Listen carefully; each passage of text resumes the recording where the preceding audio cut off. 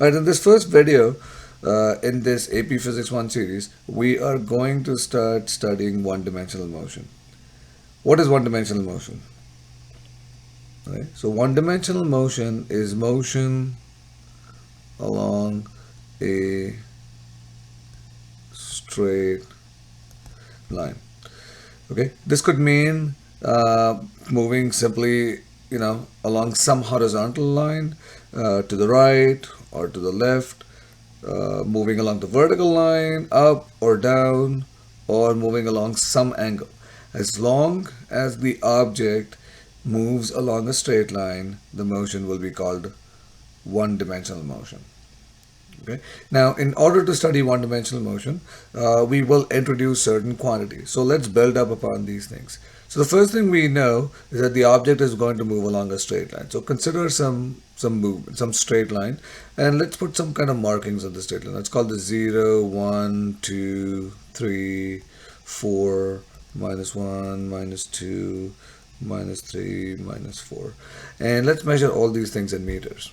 Okay, so first thing first, let's introduce something called the position of the object.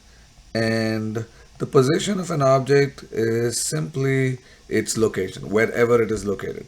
Now, for our purposes, we will measure all distances in meters. Okay, so in this case, we could say that the object is located at 2 meters, 3 meters, something. Now, what you need to also realize is that these markings are completely arbitrary. Like, for instance, instead of calling this 0, I could have started my 0 somewhere here. The only thing we need to do is be consistent with what our measurements are going to be. Because if I call this 0, then this would have been my 1, this would have been my 2, this would have been my 3, -1, -2, and so on. So which location we call 0 is completely arbitrary. Okay, so just make sure that you understand that. Now, let's assume that an object was initially at A. Let's call this position A. Then landed up at B, and let's say it ended up eventually at C. So let's say that the object moves from A to B and then from B all the way to C. Okay, so the movement in our case is from A to B to C. Okay, we can ask a bunch of questions about this object. Okay, one is we can ask how much did this object move. Okay, we can ask how much did it move. So we could ask information about, hey, if we had some kind of a meter, like for instance the odometer in your car, okay, that would give you information about the actual amount that the vehicle moved. Okay, so we asked that same question here. So in order to answer this question, we introduce the concept of a distance. Okay, so what does distance mean? It's simply equal to the length of the path. So distance is the length of the path. All right. Now, what this means is that we take the path. In this case, the path is, an object first goes from A to B and then from B to C. And we break the path into whatever straight line parts that we have. Okay. So in our example, okay, distance, we'll denote it by the symbol S, is going to be equal to the length from A to B, okay, plus the length from B to C. Now, the length from A to B is simply equal to 3. That moved from 1 to 4. And then the length from B to C is from going from 4 all the way to -4, and that is equal to 8 meters. So it traveled 8 meters along that line, and so the total distance covered is equal to 11 meters. Now, what you need to keep in mind is that distance can only be positive, can always, okay, and should always be positive. Only, no negative signs at all. So that's one question we can ask you: how much did the object move? Another question we can ask about the object is where does it end in relation to where it begins? Okay, and in order to answer that question, we introduce the idea of a displacement, and what this says simply is equal to the change in the position of the object. Okay, which essentially tells you where is the object in relation to where it started. Okay, now mathematically, we will write this as, we'll denote this by the symbol delta x. X will simply be, x, y, and z will be the variables we use for position. Okay, this Greek letter here, delta, essentially means change. So delta x means change in x. Delta p will mean change in p. Delta e will be change in e.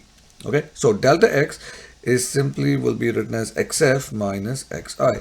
Okay, where xf is simply the final position and xi is the initial position. Okay, so displacement means the change in position, the final position minus the initial position. And it'll be the same thing. When we write delta P, it'll be PF minus PI. Whenever we say change, we'll always mean change, okay, something final minus something initial.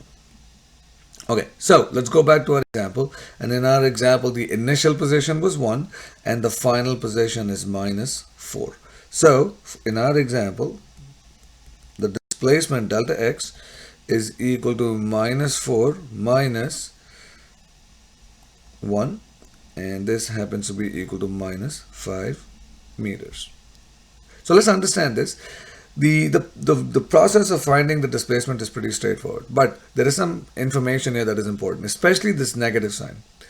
Okay, the negative sign denotes direction. Okay, which now, since this object was moving along a horizontal direction, the negative sign means that the object ended up moving to the left of where it started. If the answer was positive 5, then that would have implied that the object had moved to the right.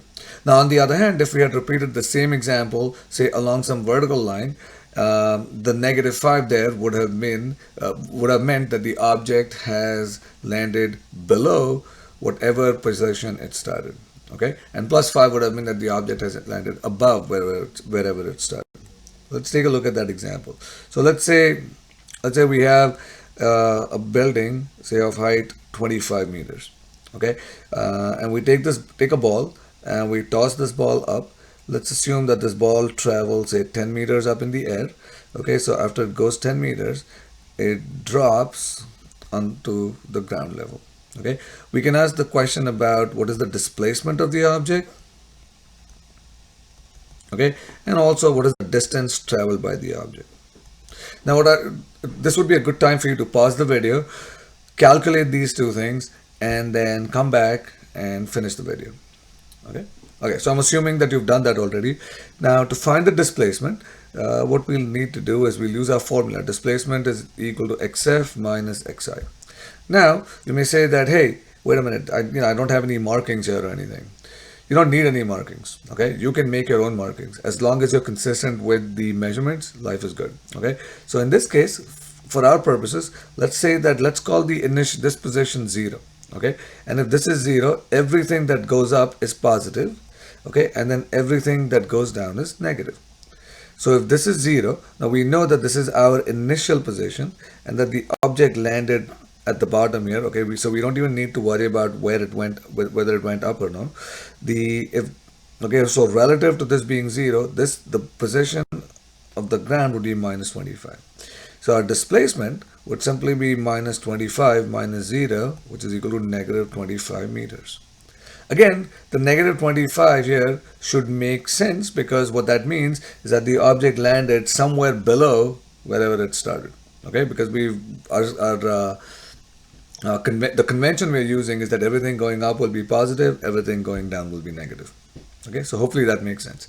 Now, to calculate the distance, all we do is add up the length of the paths. Okay, so in this case, the motion is in 2 paths. One is a 10 meters going up all the way, and then the second part is from the peak, okay, apex of its trajectory all the way to the bottom. So we know it is equal to 10 and then plus 35, which ends up being equal to 45 meters. So the distance traveled is 45 meters. The displacement is negative 25 meters.